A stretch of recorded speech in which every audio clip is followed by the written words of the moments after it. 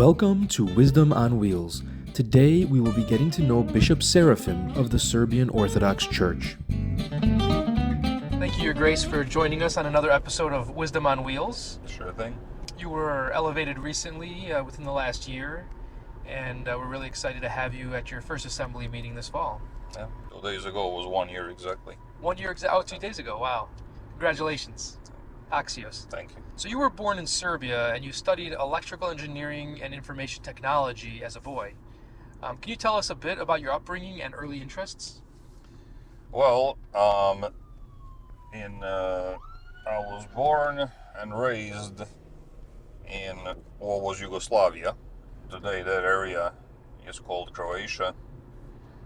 My school studies, that was a little bit of a reflection perhaps of how we were growing up in that communist time, because you can't lie about math and science, and I had a bit of a knack, I suppose, for math and all that, so I just kind of went with the most logical thing to do.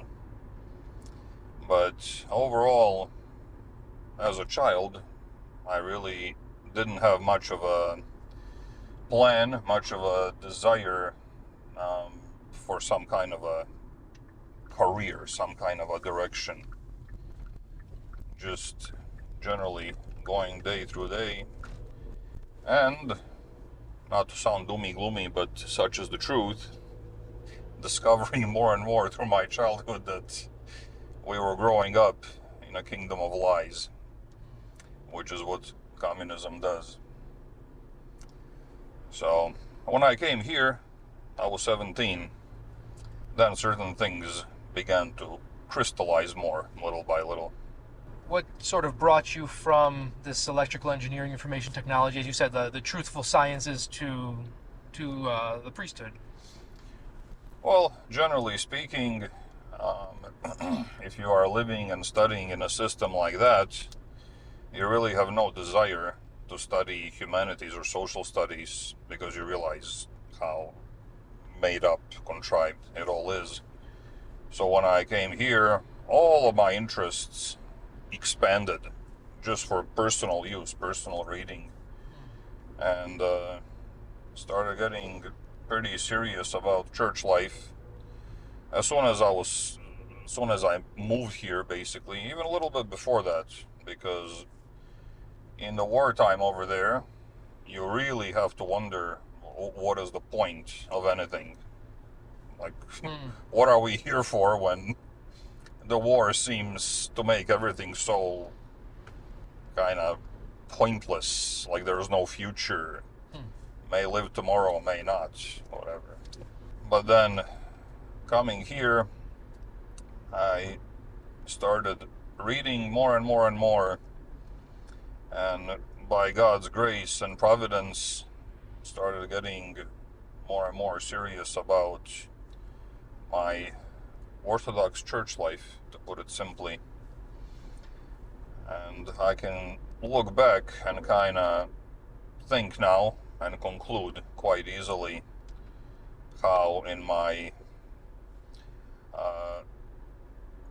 young days of really no specific plan or guidance, the Lord kind of pushed me through certain places, so I would have certain experiences and impressions. Came out of an area of many lies and much stress into an area down in Central Florida of just stillness. Took a while to get used to that, but it was very conducive to good studying and trying to figure out life. And then by the time that I moved up to University of Florida in Gainesville, the two monasteries had opened up nearby between Gainesville and Ocala, and that was definitely the biggest boost in my spiritual life. So at some point here in, I believe it was here in the U.S. or maybe elsewhere, you met Elder Ephraim of Philotheu. you tell us a little bit about your relationship with him? That was then and there in Central Florida. They had set up the first monastery to be opened up in '99, the Monastery of the Annunciation, and he came for the consecration of the monastery on the day of Annunciation. And the impression was colossal. The word impression doesn't do it justice. Back in my mindset of that time, looking at him and those other monastics, I thought to myself, oh, I found the people from the Acts of the Apostles. That's it. That's where I want to be. I want to be like them. I want to be one of them. Took some time to also crystallize that. But meeting Elder Ephraim was definitely the biggest spiritual impression of my life. I wouldn't be so bold to say that he was my elder, he was my confessor, etc. He has meant an incredible amount, more than I can ever speak of. The few conversations that I had with him were definitely life-changing, in a sense of finding my direction. In a certain spiritual sense, life-changing and life-saving. And I can only say the best about him. When the sun comes out, little flowers open up and they move that way, because that light is coming from the sun.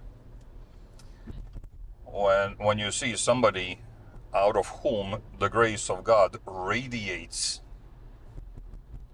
if you're in any way normal and have a normal intention spiritually, you'll have to turn and see what is this? How does this work? And then comes the use of our God-given minds and all the studying and all the prayer and everything, all the orthopraxia that we engage in. And then things begin to crystallize, take shape and form. Of course. You're known amongst the Serbian youth as Father Sunshine. Can you tell us about your time doing youth ministry and where this nickname came from? Of course. As soon as I moved up here, back in 2003, 2004, in the summer of 2004 was the first time that I worked with our diocesan children's camp up here at the diocesan center at New Gračanica Monastery. And I was kind of recruited on the spot, still as a layman at the time, by another priest, a beloved older brother in the Lord, as I call him to this day. Not much older than me, but I'm very grateful for that opportunity and that on-the-spot recruitment, because then I realized what this camp is and how it works and what we do. The sunshine thing was just kind of goofy. From the morning of telling kids, good morning, sunshine, wakey, wakey, church time. Just generally, me using that nickname, I got the nickname back from them, and it spread more than I expected. But it's okay. Better to be known as the one who is associated with light and darkness. That's true. Yeah, I'll keep the nickname. Do they call you Bishop Sunshine now, or still Father Sunshine? Yes, they have asked for permission to do that. Oh, to good. switch it from Father Sunshine to Bishop Sunshine. Fantastic. That's still fine. Wonderful. And I know this is only going to be your first Assembly of Bishops meeting, but what does a unified Orthodox Church in the United States look like to you? Well, I'm a vicar bishop right now, vicar to Metropolitan Longin. My patriarchate in Belgrade is also well informed of how these meetings go, what is on the agenda, what has been accomplished. I mean, I can't push too much of a personal idea, desire, etc. From what I see right now, from what I have lived and felt and served, liturgized with others, if we are united around the chalice, to me personally, we're united enough. What does your average day look like from the time you get up to the time you go to bed? Well, from the time I got up, gotta thank the Lord that I'm up for another day to do something in His field. We have services here at the monastery every day. 8 o'clock matins, 5 o'clock vespers, so it is possible for the day to begin with prayer, even if it doesn't end at 5 p.m. As you mentioned, I remember being at seminary and having Orthros or liturgy every morning and Vespers every evening, and it's so grounding to have that. So it's wonderful that you have the monastery and the ability to do that. Yeah. What are your hobbies? Well, there's no time for hobbies. Ha ha ha. I would love to be able to say that my hobby is fishing, but my hobby, quote unquote, comes down to maybe 1 or 2 fishing trips in a year, and that's about like a few hours at a time, and that's with a experienced guide, because even though I love the nature, the open air, the fresh air, the peace of a place where one can go fishing, frankly, if I ever did catch a fish, I wouldn't even know what it is. Do you have a favorite movie or TV show? Yes, I have marked one movie as the favorite in my mind. It's Thin Red Line by Terrence Malick. What's your greatest fear? Well, Father, I think you're getting a pretty uniform answer to that question from your passengers. I think My so. greatest fear is failing at my job. Yes. And it's not just a checklist. Did I do my job or not? Am I going to get fired or not? It is fundamentally, profoundly ontological. I think what all of us priests, bishops, see in the failure of our job is, if you're going to scandalize the least of the ones of these, better for you to tie a millstone around your neck and cast yourself in the sea. So it's not just about fearing the judgment of a terrible, angry God. It's about, am I seriously doing what I need to be doing for God's people? What brings you the most joy? The opposite of that, failure. Not myself, self, ego self, me doing my job right, and yay, now I can expect a reward. If that's the mentality, then what are you, 10, 15 years old? Give it a break, grow up. But fulfilling that role and then seeing that me doing my job as I was given to do it, again, very profound role.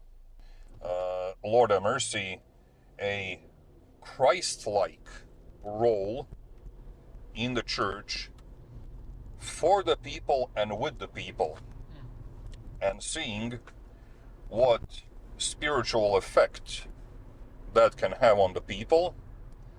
Gotta remember what the Lord said in the scripture, in the gospel. He said it for a reason. When you have fulfilled all of these duties, then say at the end of the day, I'm just a useless servant. Amen. The church is one. We are all members of one another. Nobody can say, I have no need of you and I have no need of you. But when one rejoices, others rejoice. When one sorrows, others sorrow. That we can get through all of that together. The fulfillment of all of that, Father, is my great joy. Absolutely. Everything else falls down to the level of amusements, basically. It's a very joyous thing, and I feel the same way. What's your favorite food? I'll go with something very simple from my young days. Basically, to describe it with English words, it's a rather simple cornmeal with like a dairy-based dressing. It was a staple, as people like to say, over in my area. Simple and yet nutritious and substantial enough. It's not some kind of a vain emotionalism. I just like the flavor, like the simplicity of it. It was also so popular because in the end it would be so inexpensive, so easily obtained and put together by anybody in rural Serbian lands. I'll have to get your recipe so I can try it. Sure. Do you enjoy cooking? Again, if I ever had the time, Sure. I sure would. Gotta be smart and pull together a balance between trying to live smartly and nutritiously versus gluttony. What's your favorite animal? I'll have to say a horse. It's beautiful. It's big, yet beautiful and peaceful. That association also goes back, way back to early childhood. My maternal grandfather got the idea one day to put me on top of his workhorse. Nice, old, calm workhorse, no danger of bucking or anybody getting hurt. And that was back when I was, 3 or 4 years old, by far the best day of my life. Those 2 or 3 glorious minutes on horseback left a lasting impression. That's all the questions I have. Is there anything else you want to share? Nothing from top of my head, Father. Thank you for also engaging this kind of a medium. This is, in my opinion, a good way and a good medium to make people by character more approachable.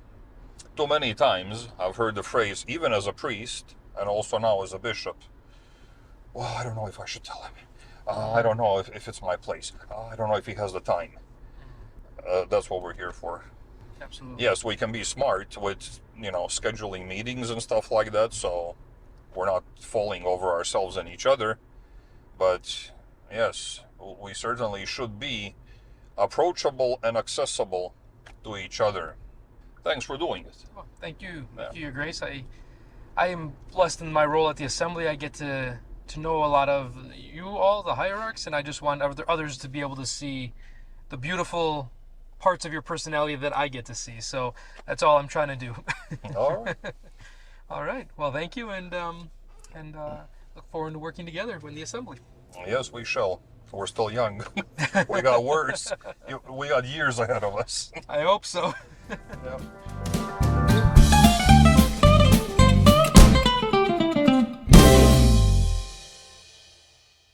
If you want to go back, make a right in here. Make it right. Then we'll pop back that way. Okay. We are not heading away from everything. I see. I never know. I usually just drive. I try to find these little neighborhoods, a little better for the microphones, and then wherever we end up, sometimes I was with, I can't remember who I was with, I think Metropolitan Gregory in Johnstown, and we ended up, I was like, so how do we get home? He's like, I have no idea. He's like, you've taken me to parts of Johnstown I've never seen, and I've lived here 10 years. I said, all right, so we put the GPS in and made our way home.